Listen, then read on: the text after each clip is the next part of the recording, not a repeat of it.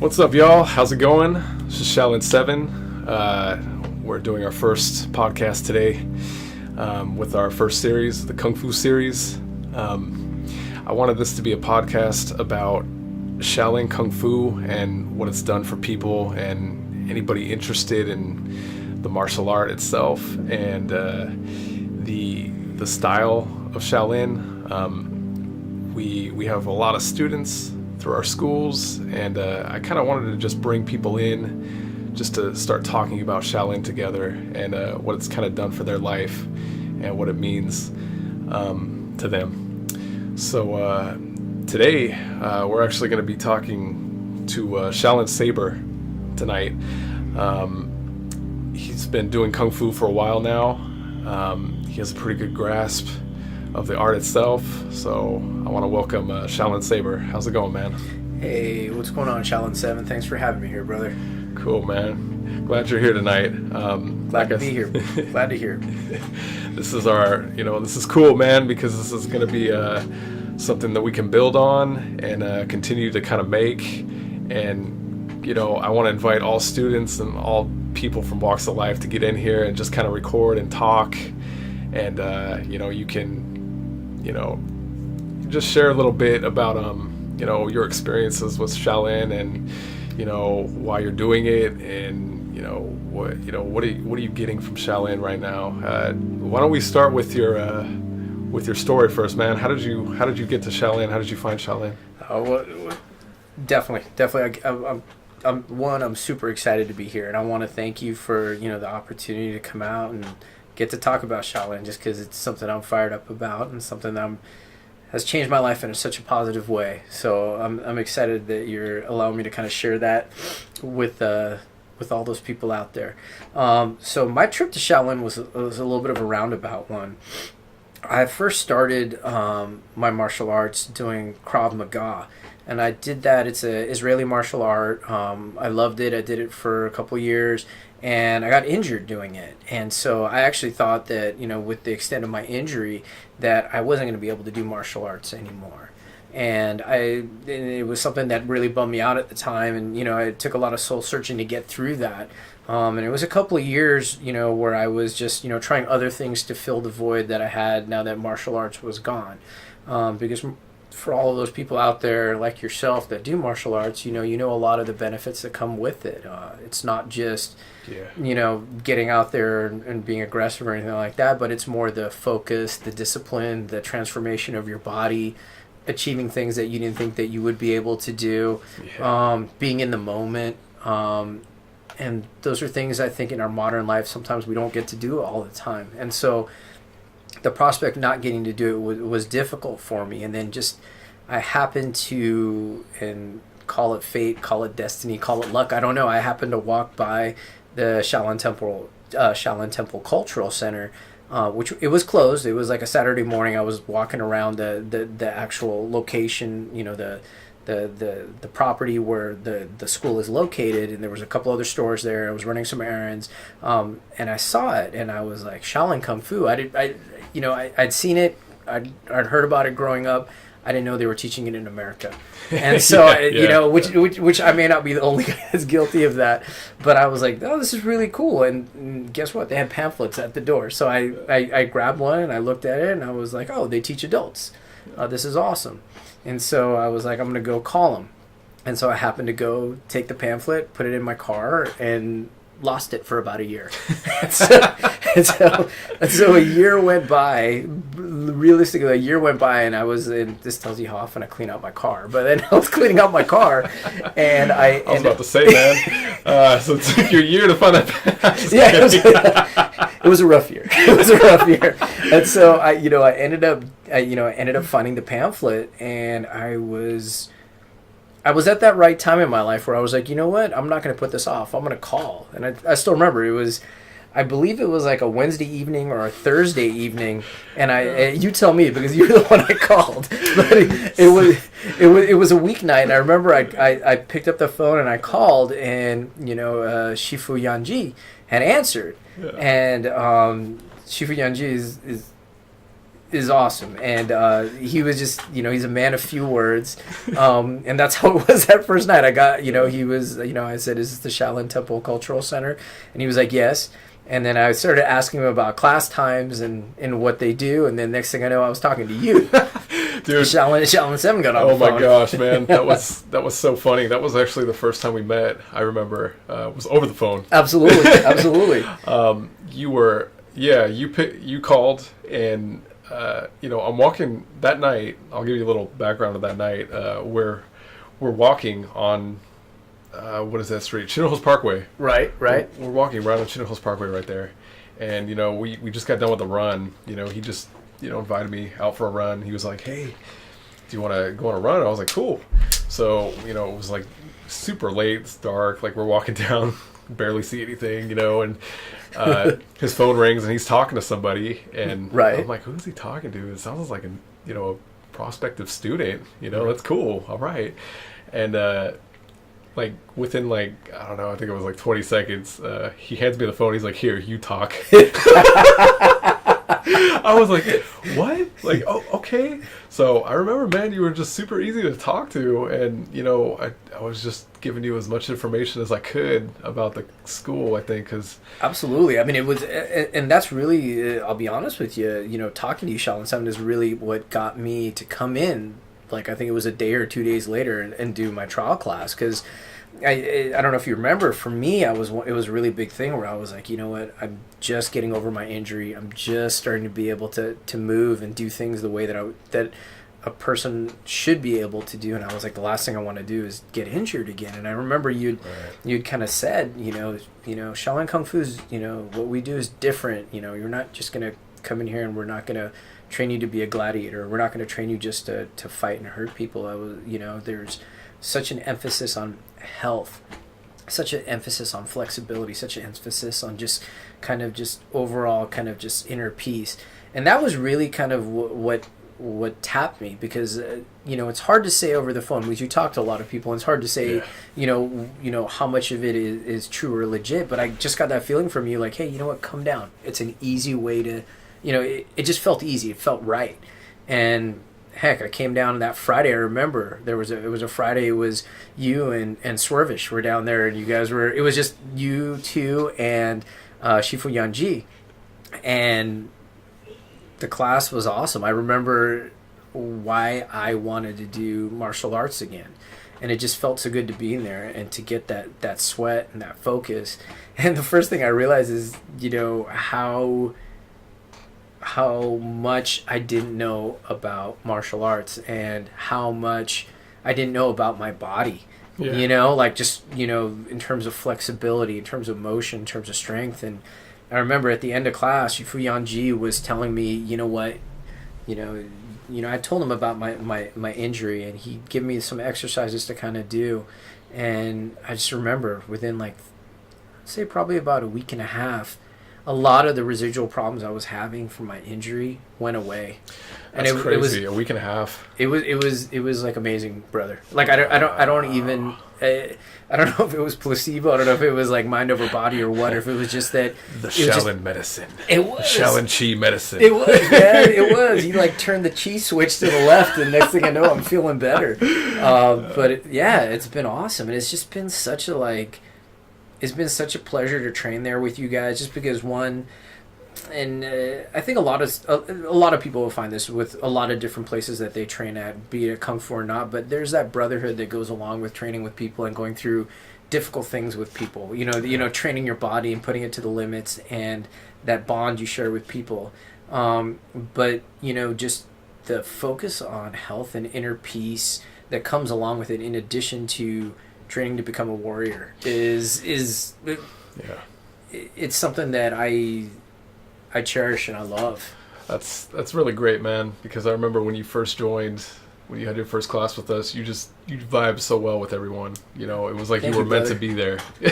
That's what it felt like on this end, brother. Yeah. It was so easy to train with you and at Swervish, and you guys were so welcoming. There was no intimidation. There was no, oh, we've been doing this longer. Let me show you the ropes. You get that sometimes. I mean, I know you know about this, but when you go into certain schools, whether it be karate, kempo, taekwondo, whatever.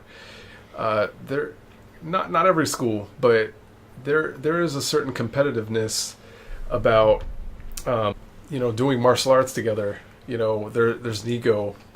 There's an ego that happens that some people just can't control. And you get into it, and it's almost like it just kind of takes control of you. But when you first joined, I could tell right away you weren't one of those guys. You were very grounded. I think because you've already been through it, and since your injuries that happened, you didn't want any piece of that. You weren't trying to come in here and say like, let me show you what I can do.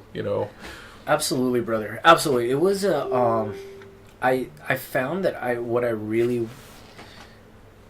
think it goes both ways. Like, I think that it was one of those things where when I walked in, there was none of that to build that up. It was just a very like welcoming environment. And two, it was just, it felt like I didn't need to do anything other than just learn, just to be like an empty cup. Yeah. And, you know what I mean? That's such a good saying, man. You that saying, reminds me of Yanji a lot, and what the masters do teach, and what we need to remember.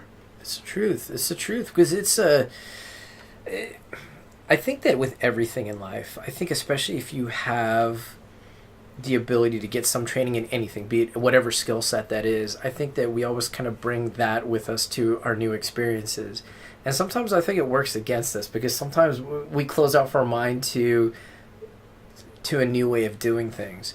And especially when I started with Shifu Yanji, I think his personality really led to kind of having that open cup mentality. Like, what? I may have learned other things in the past, but I know nothing about Shaolin Kung Fu. Teach me. Yeah. Teach me from number one, like how to stretch correctly. Yeah. Because I'm sure you remember, I mean, like I was seeing you guys do like kicks and, your both you and At Swervis, your flexibility was, just 10 times, 20 times what mine was. Oh, and just seeing that and just learning like, what? There's more to it than just punching someone in the face. Yeah. And it was really refreshing, and it was really enjoyable. Well, you should have saw me when I first started, bro. Oh my gosh. Oh, really? It was bad, man. I remember when I first started, I went in there feeling pretty confident in my own skill set that I was going to do good right off the bat. But man, it was tough.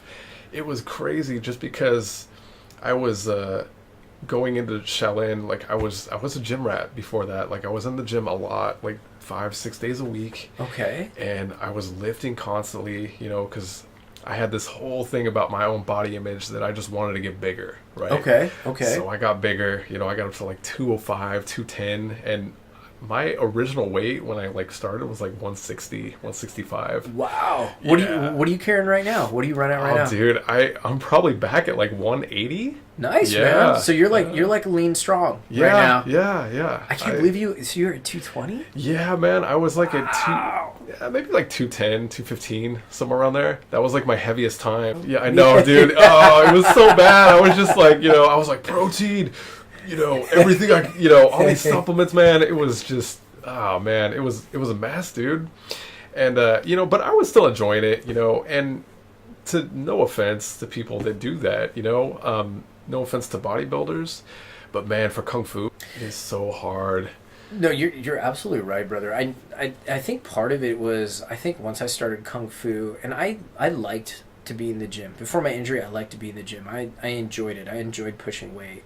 Yeah. But you're absolutely right. I think that I dropped about 20 pounds the moment I within the first like 6 months of doing Kung Fu. I remember that. Yeah, not like trying to. It was just like just doing Kung Fu and eating some vegetables. Yeah, eating some vegetables, like this piece of broccoli on my plate.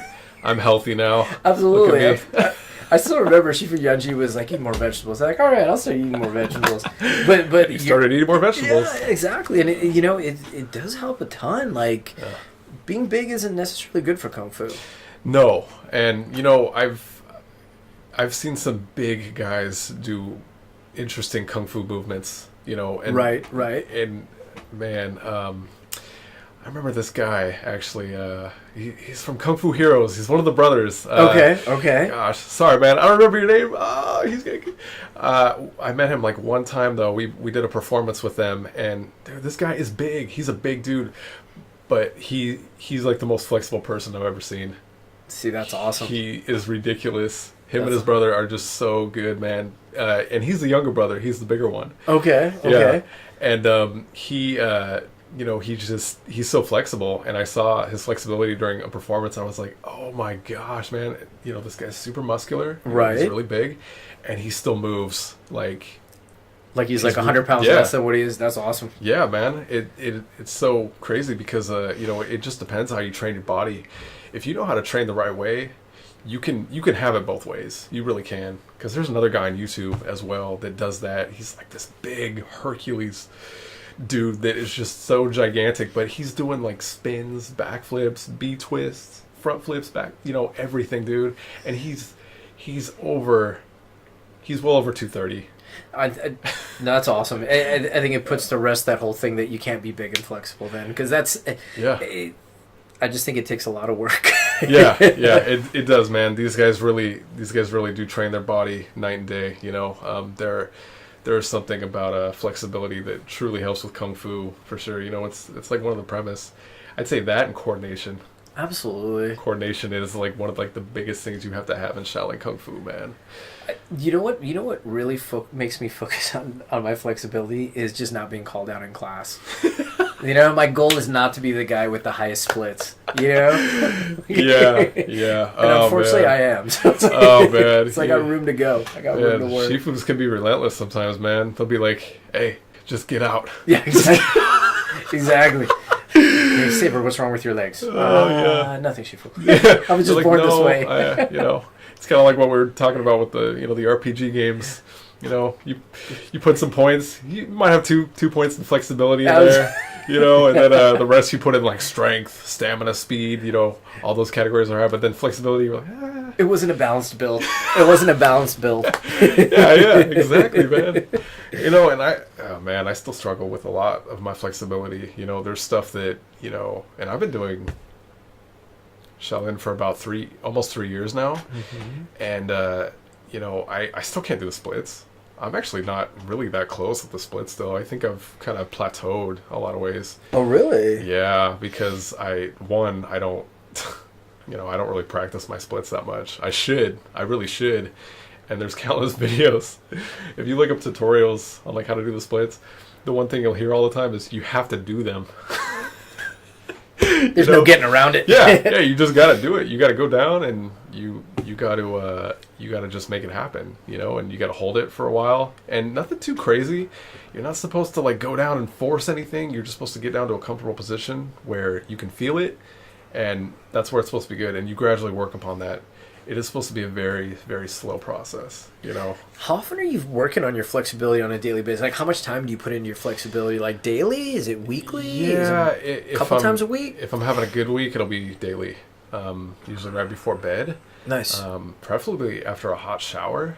Just to warm up the muscles a little bit? Nice. Yeah, because I notice whenever, I think anybody can relate, anytime you try to stretch, when you have cold muscles, your hamstrings just, especially the hamstrings. So tight. Oh my gosh, man. So tight. Yeah, you try to go into that stretch and you're just dying. Like you can feel, like you're like, I feel like I haven't even been working on my flexibility at all, so. I felt like that today. And I thought I've been like trying to stay loose. Yeah. Well, it's one of those things. It's weird, brother. It's like some days I feel like I'm really making strides with my flexibility, and other days I feel like it's day one again. But it's particularly with that hamstring stretch, like my gombu stretch, my pobu stretch. I think like I'm doing okay with that. Yeah. But sometimes just straight leg hammy stretch, like they feel tight, and unfortunately that's my first stretch I always start up doing. Maybe I could just switch up the order a little bit. You got me thinking. There's some things I can do. Yeah. Well, there's a couple things you can do to warm up. Those little kick, like a straight-legged kick out. Oh yeah. And then back, kind of like a pendulum. Oh, nice. That'll actually warm up your hamstrings a lot. At least for me. Nice. I love doing that one right before class now. Okay. Yeah, and So trying just kick to the highest point up front, and then let it going not as far even, back. I wouldn't even say highest, like a like a jump titoe. Yes. I would say maybe keep it like halfway, just to get the blood going. It's a good warm up exercise. Okay. You're just kind of having your leg. You're kicking your leg out a little bit, and then you're bringing it back as far as you can. Kind of like a 90-degree angle almost. Okay. Just so you're straightening your leg. But just enough to get it warmed up for the real stretch. Yeah, exactly. Nice. Exactly. So, a lot of dynamic stretching like that helps. Good, bro. Nice. Yeah. Thank you for the tip. I appreciate it. Nah, man, it's I'm always learning from you guys as well. Especially you during class, man. Oh my gosh, I remember when we started doing shoulder touches. For our first drill, dude, you're so quick, man. Oh, thank you, brother. Thank you, brother. You're so fast with your hands, man, and you know how to counter very good, and your defense is really good too. So thank you, brother. Trying to keep up with you on those shoulder those actually help me a lot, man, during sparring. Dude, your sparring has like come so far, bro. Like, not that you weren't far in the beginning, but I just think that you're a lot more versatile now in your attacks, and I think that you're a lot more calculated, which is scary. You know what I mean? Because it's less reactive, because you already have like the reach, you already have the length, the height, but now the fact that you're reading and you're trying to get your opponents to go where you want them to go, and go to the point, almost like a chess match, where you can then land your strike, is one, it's awesome to see. Two, it sucks to be on the other end of. You know what I mean? So it's but it's great though, and that's what's awesome, is seeing everybody like progress. Yeah. That's going back to what you said about training with people that are doing the same thing. Because in Shaolin culture, from what I've learned from Yanji and Yanan and most of the Shifus, right? They talk about culture, and they say they're all brothers when they're training together. Which they are, and I feel like it's totally like that at our school, man, for sure. It's we're all very bonded. We're all very close. We hang out. Absolutely. And it's a good little family deal, man. It really is, and I think going back to what the real true meaning of Shaolin is, for me, it's been developing these bonds with people at all different schools. All the schools. All in the Los Angeles, Temple City. Right. The headquarters over there. And our school in Chino Hills. It's been great, man. You get to meet all these people. I've met such awesome parents. I've met such awesome students that just come from all walks of life too. They all do different jobs, and just the fact that we can all train together, it's an awesome feeling, man.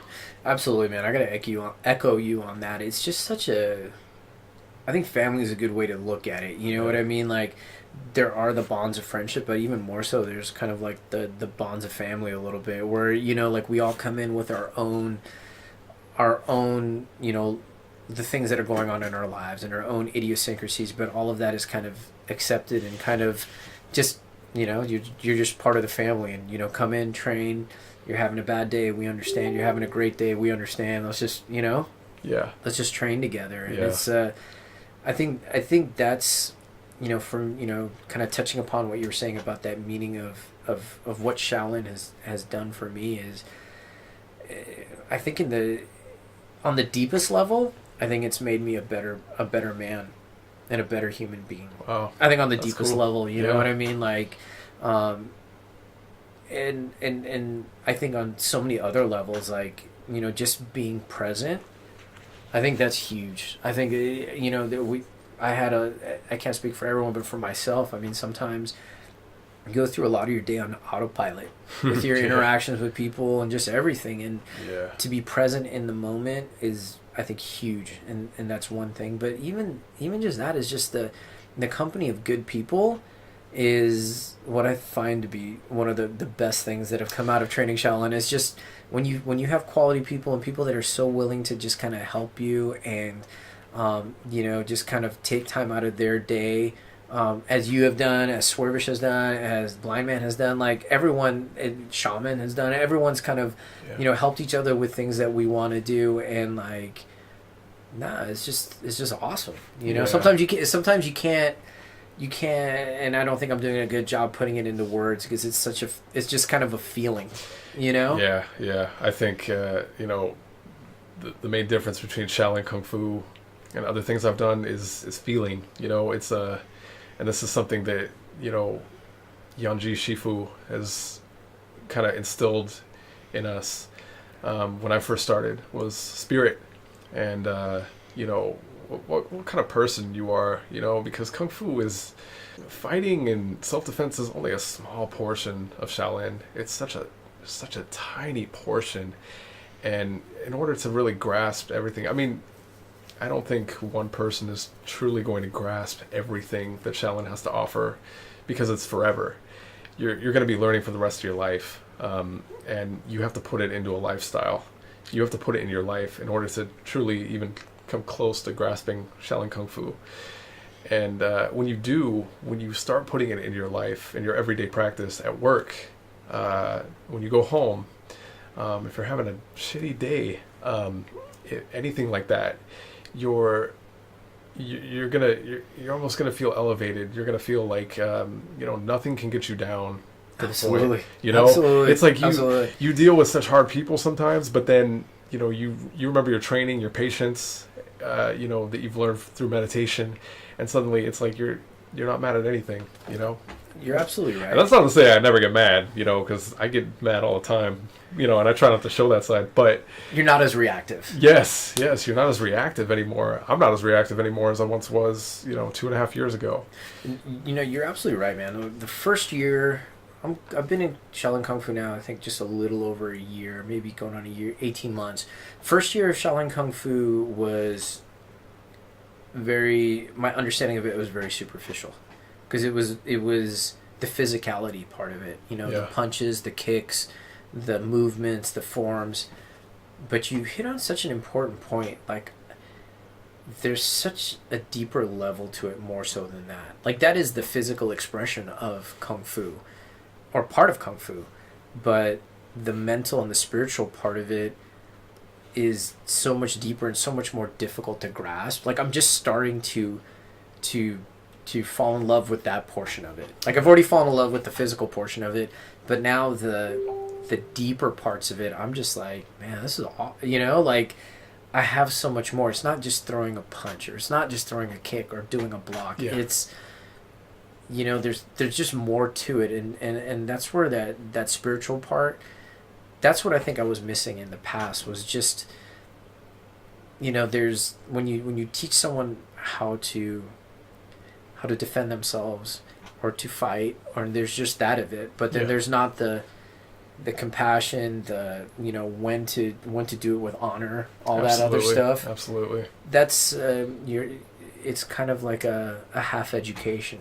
Yeah. At least the way I look at it now, and this is just my personal view, and I'm biased because I love Shaolin Kung Fu, Yeah. Well, and you've come from different arts too. You said you did Krav, right? Yes. How long did you do Krav for? I did it for two and a half years. Two and a half years. And then it was, don't get me wrong, it was awesome. Like I loved it. It really helped me tap into a portion of myself that I'd never tapped into before, which is the will to fight regardless of the circumstances, and to make sure that only one person's walking away, and that's going to be me. You know what I mean? And the pure aggression of it, and just the mindset of that. I can, that in itself is something that I think is it buys you dividends in life. Mm-hmm. But there's more to, now that I've seen that aspect of it, I think if you don't temper that with peace and keeping that aggression in check in a certain way, or learning how to deal with it so it just doesn't overflow and you're not aggressive all the time. That's that was the difficulty for me, Right. or to dial down the always being on alert. You know, Well, that's how it was, right? I mean, you guys were trained, as my understanding from what you've told me from Krav is, you guys are trained to bring somebody down. it's a very to the point, street ready street martial ready. art, and it was.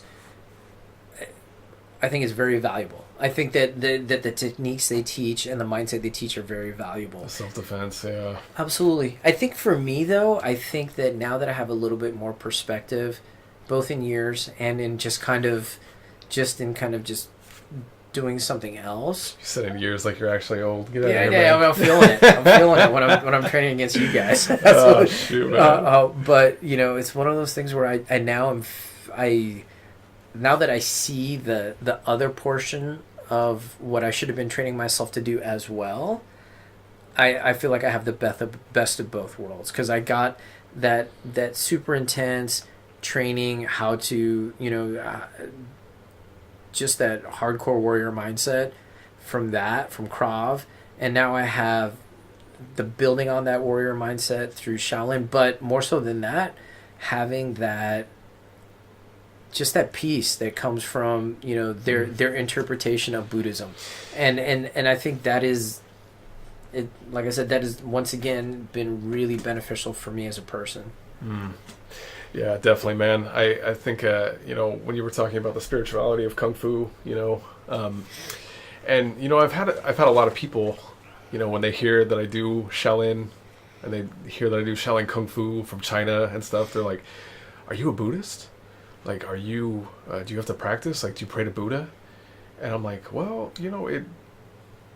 just because I'm doing Shaolin Kung Fu doesn't mean I'm, giving myself to Buddha or anything. Of course. I don't claim, and without getting too religious here, I think a lot of don't go down that path.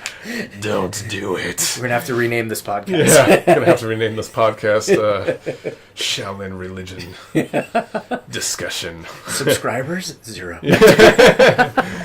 Or 2,000. Exactly. Maybe we should. There we go. So always thinking, I like it. Get a little controversial. Shaolin 7 podcast.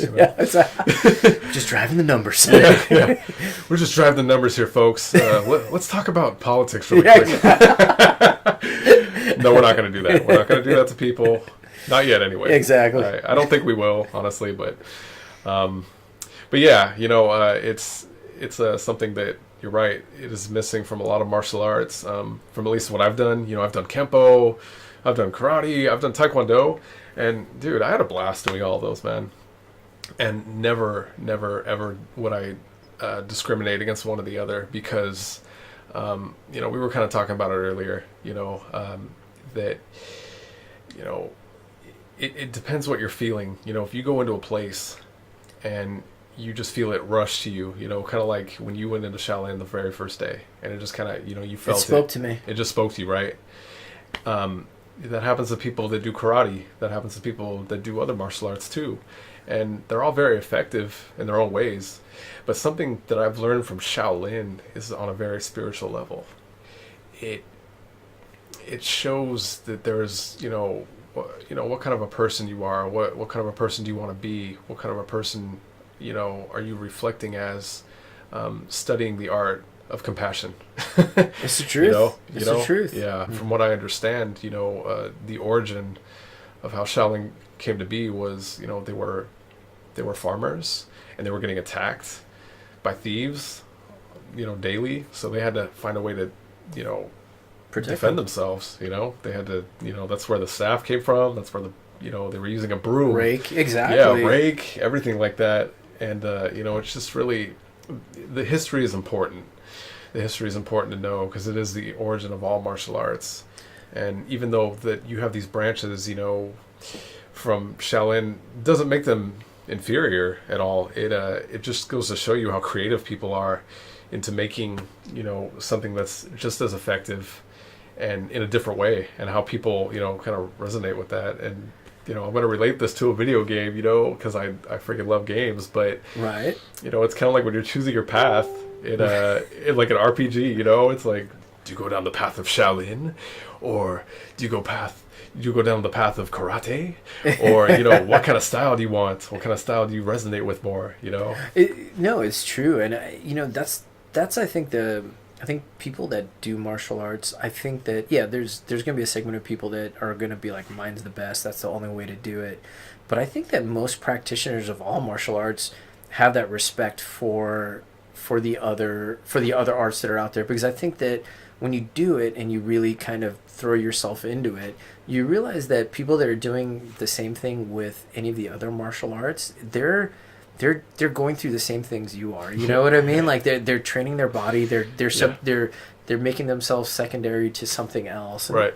That in itself is awesome. Yeah, and the message behind any good martial arts studio is respect, absolutely, discipline, and focus. And most of them do that. So I think you're still getting a positive thing, whatever you do. Absolutely. The whole thing about the history of Shaolin too. It's cool that you brought that up, because that's part of this year. What I've tried to do more of is learn more of the history of it, and to take that next step, that deeper step of learning, because it dials up the respect that you have for Shaolin after you start learning that, because it's we're gonna get Swervish up in here, man, and he's gonna give us a little history lesson, because that dude has I think when he first started Shaolin, he really got into it, and he I know a little bit, but man, he's done intros for some of our performances about the history of Shaolin. And it sounds great. I was like, I thought he was like reading from the book. Dude, yeah, and it was all up in here. Yeah. It was all up in his mind, dude. He was just pulling it from, what he's read and what he's researched. So we're going to have such great podcasts coming up, man. Yeah, a lot of informative stuff. He's, Swervish has got such a... He's like the intellectual brother when it comes to like Shaolin, you know what I mean? Like, dude, like some of us are like, I think we all have a healthy respect for it, but he just comes with like, this move. Let me tell you about how they developed it. Dude, as Crimson always says, he's like the Donatello and the Ninja Turtle family. He's the one with the brains. It's true, man. It's true. Like, Joe, how do we How do we know this movement better? I'm just Michelangelo. I just like the pizza. I think we got 2 or 3 Michelangelos, yeah, man, it's just great to be here, man. Thank you so much for coming over to talk about Shaolin.